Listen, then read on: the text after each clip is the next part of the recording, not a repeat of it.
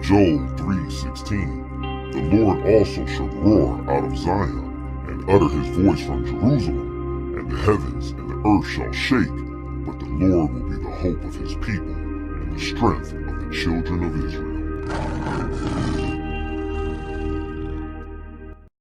Shalom, shalom, shalom.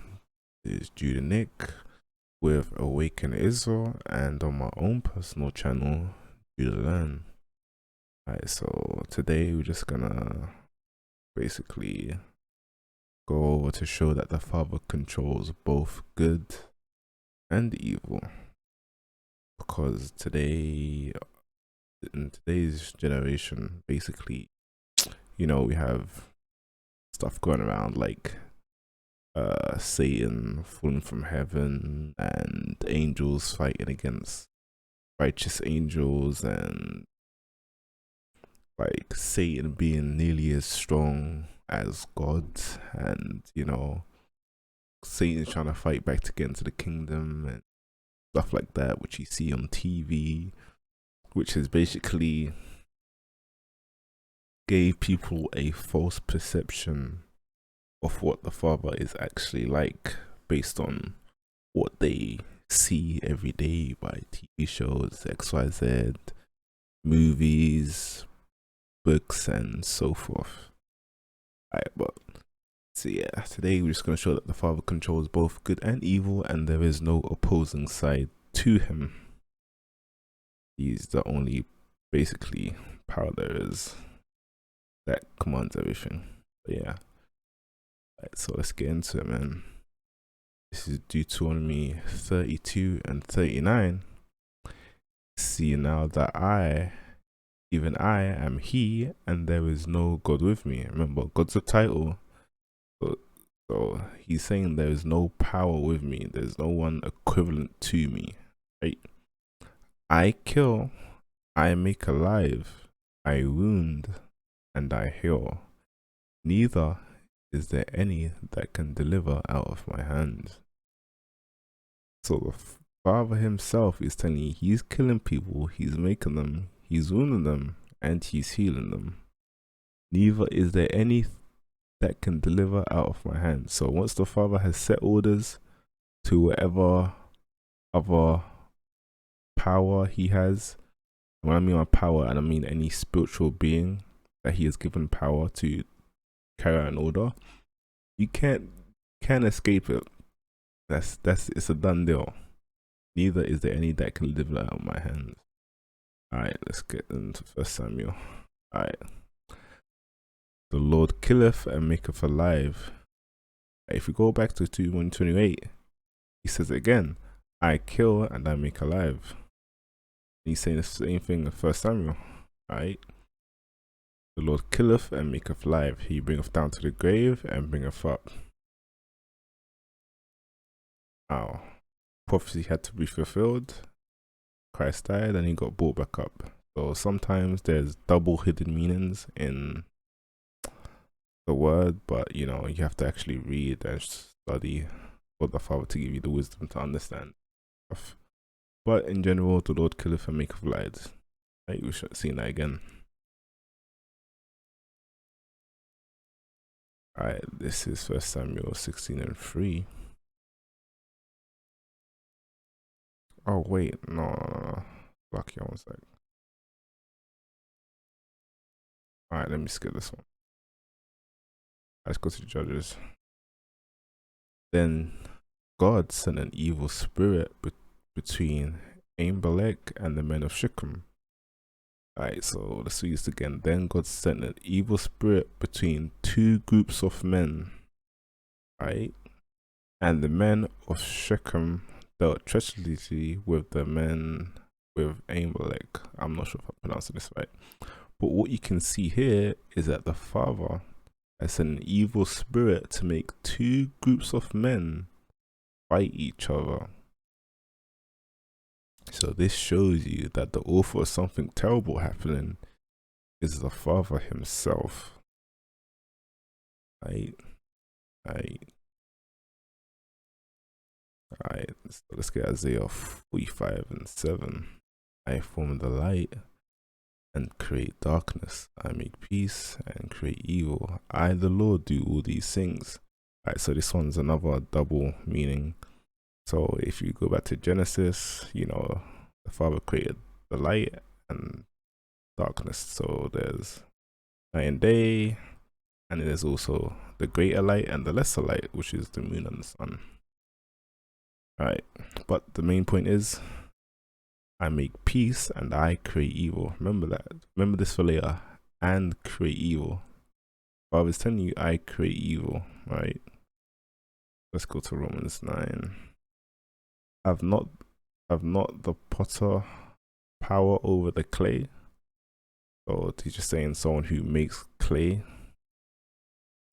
or the lump sum to make one vessel unto honor and unto another dishonor. So, Father's now saying he has made vessels or figures for his purpose. One for doing what he believes, whatever the Father deems righteous, and the other for whatever the Father deems unrighteous. He's made two, vessels. Remember, the Father says, a just balance is a Lord's delight. So this is a balance. He's got some good and some evil. Alright, let's go to Wisdom of Solomon. For thou hast power of life and death. Thou leadest to the gates of hell and bring us up again. That's pretty self-explanatory. But yeah. Alright, let's go to Ecclesiasticus. Alright. So I want everyone to pay attention to this one. There be spirits that are created for vengeance. Wait. We know that the Father created those spirits, right? If you go back to Genesis, and also when Christ was created, he was the first creation that the Father made, which was his only begotten Son, which is Christ, right? But this is saying there be spirits that are created for vengeance. Okay. Which in their fury lay on sore strokes. In the time of destruction they pour out their force and appease the wrath of him that made them. So that's the key bit right there. And appease the wrath of him that made them. So these spirits that are causing chaos and being placed on people and doing whatsoever, they're doing a job. They are doing the work of Father. It literally says appease the wrath. So they're pleasing the Lord by doing their job, which is basically destroy everything. So yeah, or whatever the Father has chosen them to destroy. Also, fire and hell and famine and death, all these were created for vengeance. So the Father has a purpose for these things, right? Alright, let's carry on. This Proverbs 16:4. The Lord have made all things for himself, yeah, even the wicked for the day of evil. Did I not say that earlier? Did I not read that somewhere earlier? Remember, there be spirits that are created for vengeance, so to carry out some work, man. 1 second. There it is, Isaiah 45:7. From the light and create darkness, I make peace and create evil. See? So that's a precept right there. He's saying it again. He's creating the evil.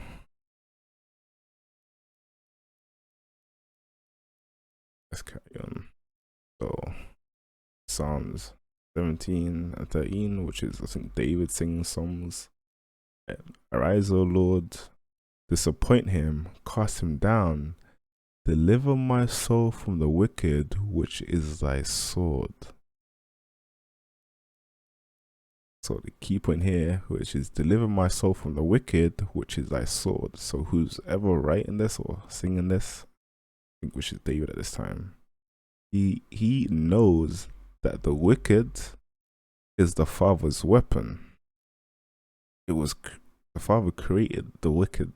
When something bad happens to you, he's literally saying, deliver myself please deliver me from, your wicked, your sword.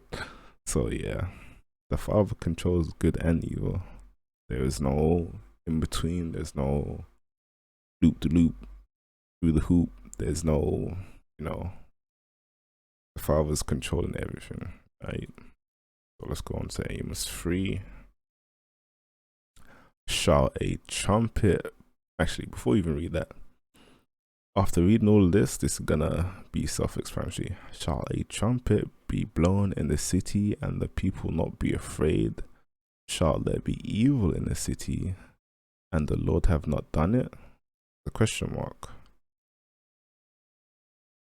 So it's literally saying that when something bad happens in the city, like something that a lot of people can see, like let's say a school shootout or a bomb going off killing hundreds or thousands of people, listen, the Lord did this and he had a reason of why he did it.